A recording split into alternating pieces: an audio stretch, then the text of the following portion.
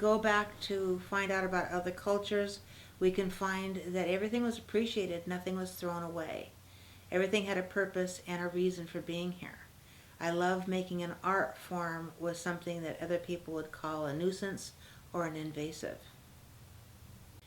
There are many different kinds of pine needles you can use to make baskets, but the best ones are the longleaf pine needles from the longleaf pine needle tree that grows here in the south. They grow about 150 miles from the coast, from lower Virginia on through the southeast. And those are the ones I like the best. Longleaf pine needles come in different lengths. This happens to be very long. They can grow long like this the further south you go. These were gathered green and dried out of the sun, so they will retain some of their green for a while.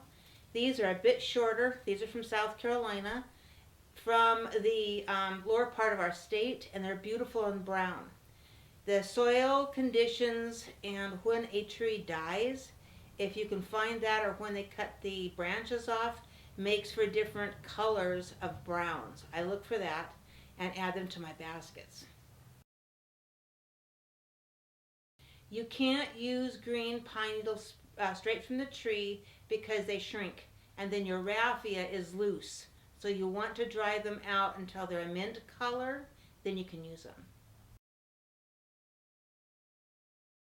This happens to be ponderosa pine. My friend gathered these for me. They're rather short. They don't come much longer than this. They come from Montana. Now I'm from the northwest coast, and I remember the ponderosa pines. When she sends me some of hers, I send her some of mine. These smell wonderful. It's as though the hot, dry summers bake the sap in there. So I'll put some of these in many of my very special baskets so the aroma can entice the people to come closer and look.